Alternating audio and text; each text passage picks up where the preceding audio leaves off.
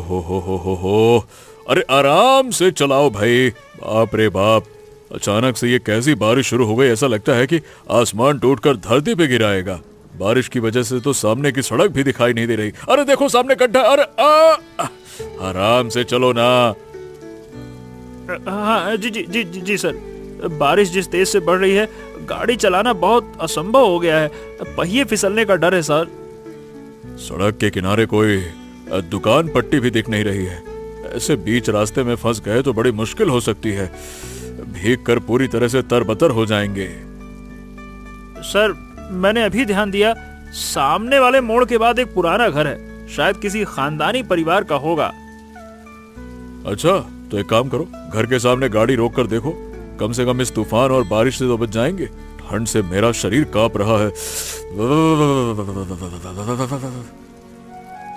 Sir मैं धीरे धीरे गाड़ी उस गेट के सामने ले जा रहा हूँ, आप बस सीट बेल्ट कसकर पकड़िए। सड़क बहुत फिसलन भरी है सर, आराम से। सावधानी से चलाओ। इस सुनसान गांव में बारिश की रात में फंसना मतलब मौत को न्योता देना है। किसी तरह से सिर छुपाने की जगह मिल जाए बस।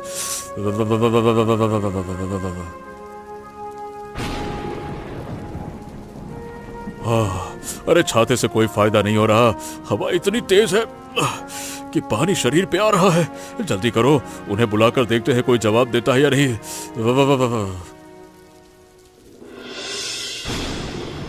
अरे घर में कोई है? कृपया दरवाजा खोलिए। हम इस बारिश में बहुत मुसीबत में हैं।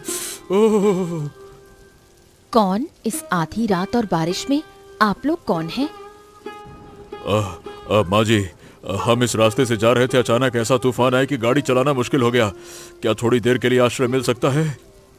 अरे आप लोग तो पूरी तरह भीग गए हैं। अंदर आइए काका, आप बाहर खड़े रहेंगे तो ठंड लग जाएगी। हाँ, आज तो तुमने बचा लिया माँ। इस अंधेरे और बारिश में कहाँ जाते समझ नहीं आ रहा था। तुमने बहुत कृपा की है। हाँ। इसमें कृपा की क्या बात है काका? मुसीबत में इंसान ही इंसान के काम आता है। आप पहले बरामदे में पानी झाड़कर अंदर आकर बैठिए। वैसे गांव के लोग सच में बहुत बड़े दिल के होते हैं। मैं शहर से आ रहा हूँ, सोचा भी नहीं था कि कोई ऐसे दरवाजा खोल देगा। हाँ। आप बैठिए, मैं अंदर से 2 सूखे तौलिए लेकर आती हूँ। काका ये लीजिए साफ सूखे कपड़े, इन्हें पहन लीजिए, नहीं तो बुखार आ जाएगा। और ये गरम चाय भी पी लीजिए। बहुत बहुत धन्यवाद माँ जी। मैं सच में बहुत आभारी हो गया हूँ। ये बताओ, क्या तुम इस घर की बड़ी बहू हो? तुम्हारा व्यवहार बहुत ही अच्छा है। हाँ काका, मैं इस घर की बहू हूँ, लेकिन मेरी ये पहचान शायद बहुत सुखद नहीं है। क्यों माँ? ऐसी अच्छी बहू पाकर तो इस घर के लोगों को धन्य होना चाहिए। जिंदगी हमेशा वैसी नहीं होती जैसी हम चाहते हैं। बाहर से सब कुछ अच्छा दिखता है, लेकिन अंदर बहुत दर्द छुपा होता है। अरे कविता, देखा तुमने? घर के सामने एक महंगी गाड़ी खड़ी है। लगता है शहर से कोई बहुत बड़ा अमीर मेहमान आया है। हाँ माँ, मैंने खिड़की से झांक कर देखा। आदमी तो बहुत ही संभ्रांत घर का लग रहा है। इस मौके पर हमें अपना रुतबा अच्छे से दिखाना होगा, लेकिन इस वक्त अगर वो माया उनके सामने रही तो हमारी इज्जत मिट्टी में मिल जाएगी। बिल्कुल सही कहा माँ। माया का वो फीका चेहरा और फटी साड़ी देखकर मेहमान सोचेगा कि क्या हमारे घर में कोई नौकरानी काम करती है। माया को बिल्कुल सामने मत आने देना। उसे घर के पीछे किसी काम में भेज दो। मैं नहीं चाहती कि मेहमान उससे ज्यादा बात करे। माँ, अगर उसे छोटा नहीं दिखाएंगे तो वो खुद को इस घर की मालकिन समझने लगेगी। चलो उसे कोई कठिन काम दे देते हैं। मेहमान के सामने उसे ऐसे पेश करना होगा कि वो समझे कि वो इस घर की कोई नहीं, बस एक बोझ है। देखना, मेहमान हमसे खुश होकर हमें उपहार देगा। बिल्कुल सही माँ, उस पर बहुत सारा काम डालना होगा। मेहमान के लिए अच्छा खाना बनाना होगा और वो अकेले ही सब करेगी।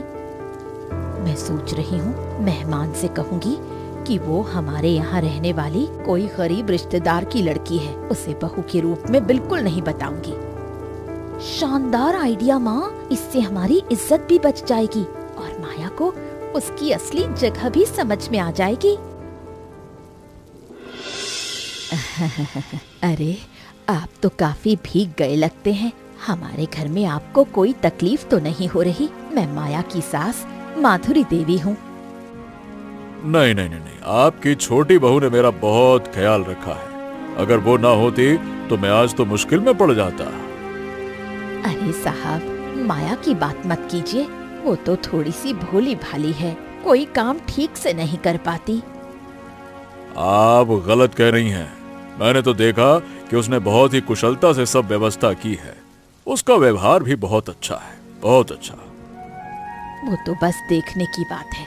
इस घर में उसका कोई योगदान नहीं है। जो कुछ भी होता है मैं और मेरी बेटी ही करते हैं।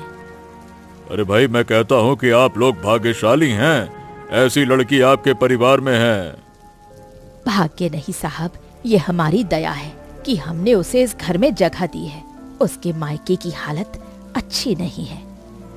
पैसों की हालत अच्छी ना होना, लेकिन लड़की के संस्कार और शिक्षा तो अद्भुत है ना। मैं ये साफ देख रहा हूँ। शिक्षा की बात करके क्या होगा? आप यहाँ थोड़ी देर रहिए, खुद ही सब समझ जाएंगे। मैं कई घरों में मेहमान बनकर जाता हूँ, लेकिन इतनी शांत स्वभाव की लड़की ओए होए होए, बहुत कम देखी है मैंने। अरे तू इस भीगी हुई साड़ी में क्यों घूम रही है? जा, इन्हीं कपड़ों में रसोई में जा, बहुत काम बाकी है। कपड़े पूरी तरह भीग गए हैं, मेरा शरीर कांप रहा है। क्या मैं साड़ी बदलकर फिर खाना बनाने जाऊं? जरूरत नहीं, इतना नखरा करने का समय नहीं है हमारे पास। माँ ने कहा है कि मेहमान के लिए कई तरह के व्यंजन बनाने हैं। मैं तो खाना बनाऊंगी ही, लेकिन अगर थोड़ा सूख कर साफ हो जाऊं तो काम जल्दी हो जाएगा। मुझे बहुत ठंड लग रही है। ठंड लग रही है तो क्या हुआ? मेहमान शहर से आया है, उसे खुश करना है। तू इसी हालत में काम करेगी तो वो समझेगा कि तू कितनी मेहनती है।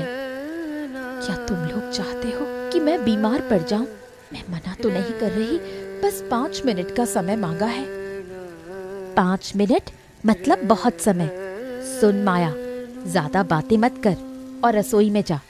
मैं जा रही हूँ, कपड़ा तो बहुत भारी हो गया है। पहले काम खत्म कर, मेहमान को कोई कमी नहीं दिखनी चाहिए। जल्दी जा, कह रही हूँ ना। ठीक है, मैं जा रही हूँ। क्या बात है बड़ी बहू, रसोई का क्या हाल है?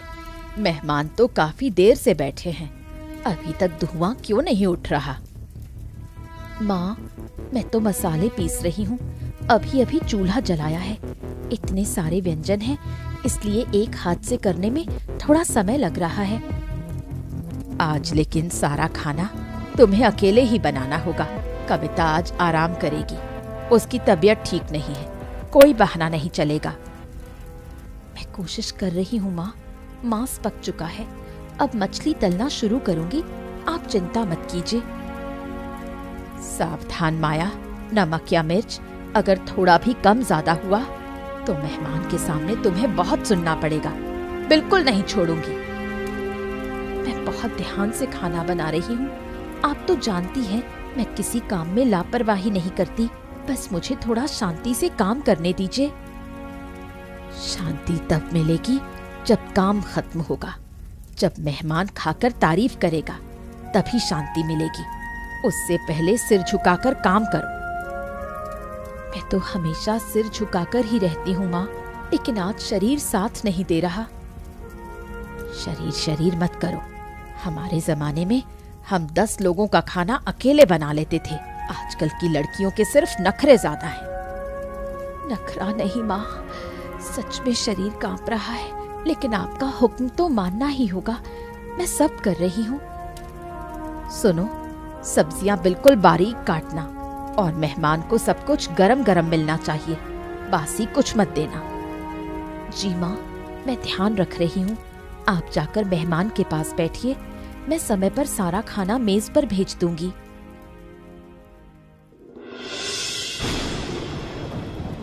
क्या बात है बेटी, तुम्हारी माँ कहाँ गई? और रसोई से तो वाह वाह वाह, बहुत अच्छे मसालों की खुशबू आ रही है। माँ अंदर गई हैं दवा लेने, और खाना वो तो काम वाली कर रही है, मतलब हमारी वही बहू। अच्छा अच्छा अच्छा, तुम्हारी बड़ी बहू? उसका काम तो काफी सलीकेदार लग रहा है। सलीकेदार नहीं काका, वो काम बहुत धीरे करती है। अगर हम उसे काम न दें तो वो आलस करके बैठी रहती है। मैंने तो इसका उल्टा देखा है। तुम्हारे घर का काम करने का तरीका तो काफी सख्त लग रहा है। सख्त ना हो तो कैसे चलेगा काका? इतने बड़े घर को संभालने के लिए हमें थोड़ा सख्त होना पड़ता है। तुम्हारी माँ कह रही थी कि बहू कुछ भी नहीं जानती, लेकिन खुशबू तो कुछ और ही कह रही है। वो तो खाना बनाने में काफी निपुण लगती है। अरे इतना भी ना आता तो क्या उसे इस घर में रखते? जो कुछ आता है सब हमने ही सिखाया है। वो मायके से कुछ नहीं जानती थी। मायके की कमी ढूंढने के बजाय अपने घर की अच्छाई ढूंढना बेहतर नहीं है, हैं? लड़की तो बहुत मेहनत कर रही है। मेहनत कहाँ, वो तो हमारे सहारे रानी बनकर रह रही है। थोड़ा खाना बनाना क्या बहुत मुश्किल काम है, आपको लगता है? समझ गया। देखभाल करना भी एक तरह का काम है, लेकिन देखभाल के साथ थोड़ा स्नेह दिखाते तो शायद काम और भी अच्छा होता। आप शहर से आए हैं काका, इसलिए गांव की लड़कियों को नहीं जानते। इन्हें जरा भी ढील नहीं देनी चाहिए। माँ, मैं थोड़ा पानी पीने के लिए रसोई की ओर आ रहा था। तुम यहाँ अकेले इतना काम क्यों कर रही हो, क्या बात है? नहीं काका, कोई परेशानी नहीं है। मैं अकेले ही सब संभाल ले रही हूँ। आपको पानी चाहिए? हैं? क्या तुम रो रही हो माँ? अरे तुम्हारी आंखें तो बिल्कुल लाल हो गई हैं। ये धुएं की वजह से है या फिर किसी और कारण से? नहीं काका, धुएं की वजह से ही होगा। चूल्हा थोड़ा ज्यादा धुआं दे रहा है। आप इधर मत आइए, यहाँ बहुत गर्मी है। अब देखो, मुझसे छुपाने की कोशिश मत ही करो तो बेहतर है। मैं समझ रहा हूँ कि तुम पर क्या अत्याचार हो रहा है। तुम इतना सब कुछ क्यों सह रही हो, हैं? कुछ नहीं काका, ये सब तो मेरी किस्मत है। रोना तो अब आदत बन गया है, अब कोई बड़ी बात नहीं है। देखो, आदत कभी बुरी चीजों की नहीं बनानी चाहिए। माया, अब तुम इतनी अच्छी रसोइया हो, इतनी मेहनत करती हो, तुम्हें तो सिर ऊंचा करके जीना चाहिए। सिर ऊंचा रखने का अधिकार सबको नहीं मिलता काका। मैं तो बस चाहती हूँ कि ये घर ठीक से चलता रहे, चाहे मुझे कितना भी कष्ट क्यों ना हो। क्या सिर्फ एक इंसान के त्याग से चलता है, हैं? तुम्हारे विक्रम क्या ये सब नहीं देखते? वो तुम्हारी मदद कर सकते थे ना। उन्हें बताने से कोई फायदा नहीं काका। वो माँ की बात नहीं टाल सकते, और मैं नहीं चाहती कि मेरी वजह से उनके बीच कोई झगड़ा हो। वाह, तुम सच में बहुत महान हो माया। लेकिन याद रखो, अन्याय सहना भी एक पाप है। लेकिन अब मैं तो मेहमान हूँ, तुम बस खुद को मजबूत रखो। आशीर्वाद दीजिए काका, मैं खाना लगा कर लाती हूँ। आप लोग खाने की मेज पर बैठिए। वाह वाह वाह वाह वाह, खाने को देखकर ही लग रहा है कि इसका स्वाद लाजवाब होगा। आप लोग वैसे सच में बहुत भाग्यशाली हैं कि आपको ऐसी रसोइया मिली है। हाँ साहब, असल में ये सब मैंने ही माया को सिखाया है। मेरी सलाह के बिना वो कुछ भी नहीं कर सकती। अच्छा अच्छा, ऐसा है। दरअसल वो कुछ भी नहीं जानती थी, मैंने ही उसे सब सिखाया। लेकिन आज लगता है मिर्च थोड़ी ज्यादा हो गई है। बिल्कुल नहीं, बिल्कुल नहीं, मसाले एकदम परफेक्ट है। मैंने शहर के बड़े बड़े रेस्टोरेंट में खाना खाया है, लेकिन ऐसा स्वाद कहीं नहीं मिला। तारीफ सुनकर अच्छा लगा, लेकिन माया ने खाना लगाने में काफी देर कर दी। अब देखिए, देर तो होगी ही, अगर अकेले ही इतने सारे व्यंजन बनाने हों तो समय तो लगेगा ही। अगर आप लोग उसकी मदद करते तो और जल्दी हो जाता। अरे माया, मेहमान की थाली में मछली का सिर रखो और सुनो, सब्जी कम नहीं पड़नी चाहिए। साहब, आप शायद माया पर कुछ ज्यादा ही मेहरबान हो रहे हैं। वो सिर पर चढ़ जाएगी। जिनका सिर झुका होता है माँ, उन पर दया करना ही धर्म है, और जो गुण की कद्र नहीं करता वो खुद ही अभागा होता है।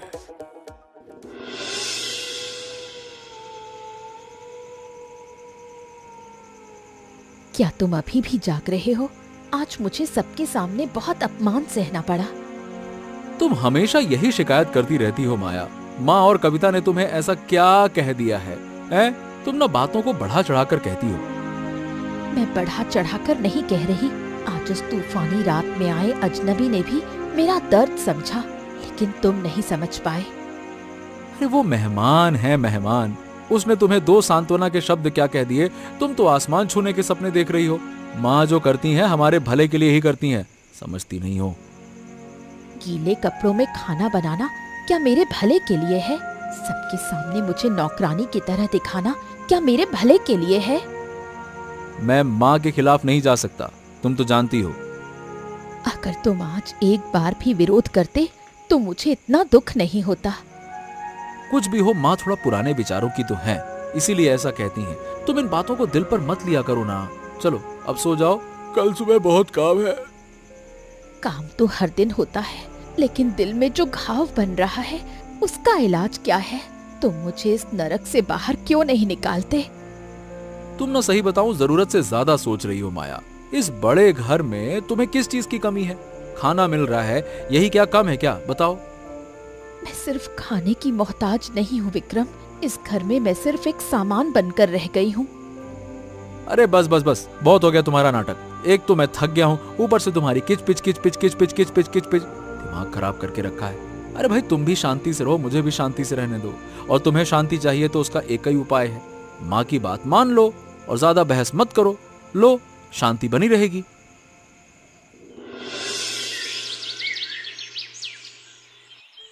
विक्रम, देखा तुमने बहू की हिम्मत? कल शहर से आए आदमी के सामने कैसी अदाएं दिखा रही थी। माँ, माया ने तो सिर्फ खाना बनाया है, मेहमान ने खुद उसकी तारीफ की। इसमें माया की क्या गलती है, बताओ? गलती नहीं मतलब? क्या उसे ये नहीं कहना चाहिए था कि माँ ने मुझे सब सिखाया है? वो तो सारा श्रेय खुद लेना चाहती थी।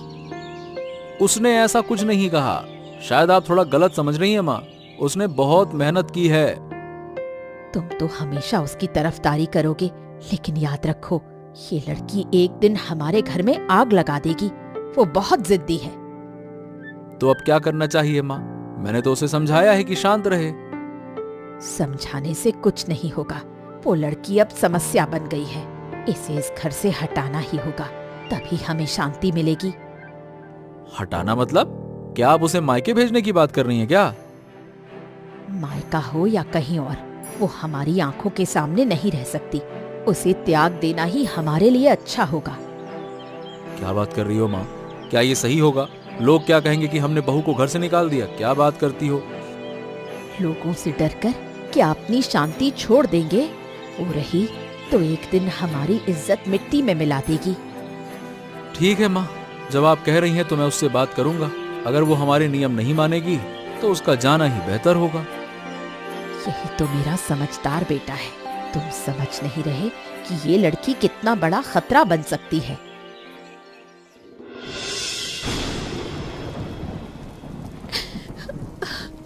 इस आधी रात तुम मुझे घर से निकाल रहे हो विक्रम।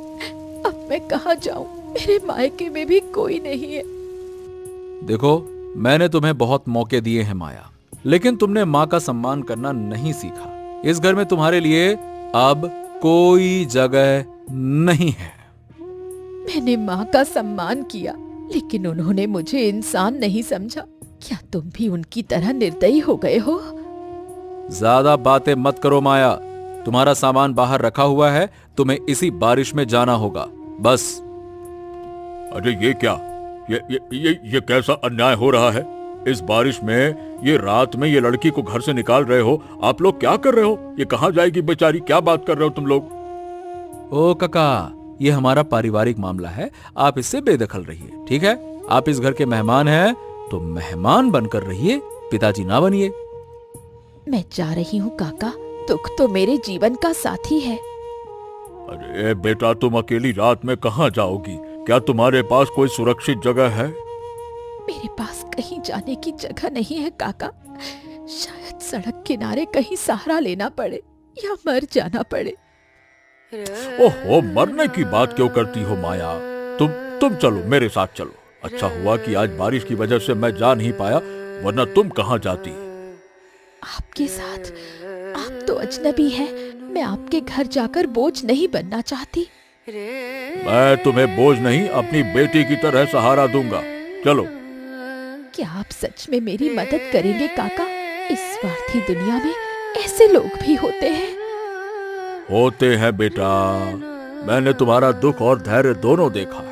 इस परिवार ने तुम्हें पहचानने में गलती की है। चलो, मेरे साथ चलो।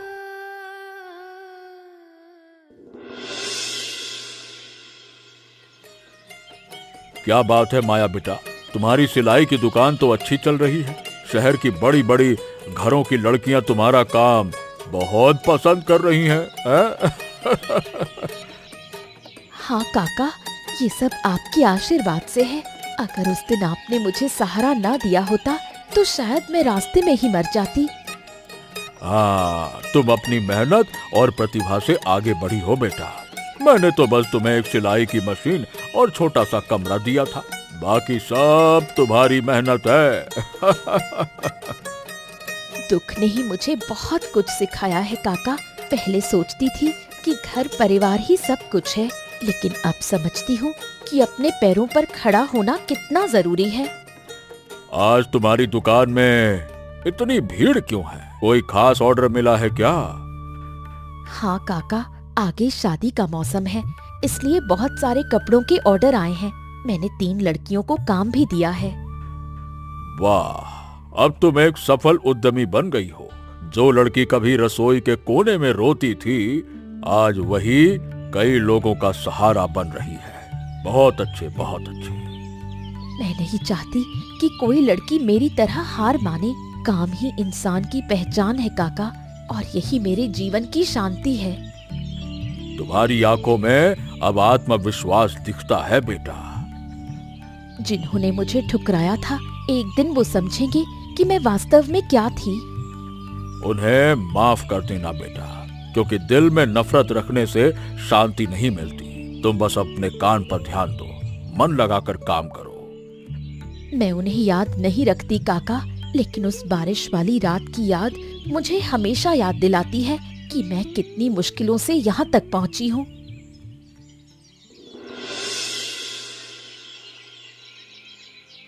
माया देखो, हमसे बहुत बड़ी गलती हो गई। माया, हमें क्षमा कर दो। तुम्हें निकाल देने के बाद हमारे घर पर काली घटाएं छा गई हैं। आप लोग यहाँ क्यों आए? आपको मेरी तरह कोई निकम्मी बहू अब नहीं चाहिए। तुम्हारे जाने के बाद माँ ने समझा कि तुम्हारी असली कीमत क्या थी। कविता अब पूरे दिन माँ के साथ झगड़ती रहती है। माया, हम बहुत कमी में पड़ गए थे। अब तुम बहुत पैसे कमाती हो, हमें क्या एक मौका नहीं दोगी? मौका तो कई बार दिया विक्रम। उस दिन जब तुमने मुझे बारिश में निकाल दिया था, क्या एक बार भी तुम्हारे मन में नहीं आया? मुझे बहुत शर्म आ रही है माया। मैंने माँ की बातें मानकर उनकी बातों में अंधा हो गया था। मुझे समझ नहीं आता था मैं क्या करूं। तो मैं यही कहूंगा कि एक बार फिर से मुझ पर भरोसा करके देखो ना, बस एक बार, आखिरी बार। मैं आपको बहुत पहले ही क्षमा कर चुकी हूँ, क्योंकि दिल में नफरत रखने से खुद को नुकसान होता है। तो क्या तुम हमारे साथ घर लौटोगी? हम तुम्हें रानी बनाकर रखेंगे। रानी बनने की इच्छा नहीं है माँ। मैं अब अपने श्रम और योग्यता से जो सम्मान पा चुकी हूँ, वही मेरे लिए सबसे कीमती है। हमारे घर आओ माया। मैं वादा करता हूँ कि अब मैं तुम्हें कभी भी माँ के आदेशों का शिकार बनने नहीं दूंगा। कसम से कहता हूँ, कसम से। जहाँ सम्मान नहीं, वहाँ प्यार टिकता नहीं विक्रम। मैं अब अपने पैरों पर खड़ी हूँ, यही मेरी पहचान है। क्या तुम हमारी मदद नहीं करोगी? हम तो तुम्हारे अपने हैं। अपने वही होते हैं जो मुश्किल में साथ खड़े हों। फिर भी इंसानियत के लिए मैं आपकी मदद करूंगी, लेकिन उस घर में अब लौटूंगी नहीं। अब आप लोग यहाँ से चले जाएं और फिर कभी ना आए। अगर आप भी ऐसी मजेदार और प्रेरक कहानियाँ देखना चाहते हैं तो हमारे चैनल को सब्सक्राइब करना मत भूलिए। तो दोस्तों बताओ, इस कहानी में माया आखिरकार कैसे सफल हुई?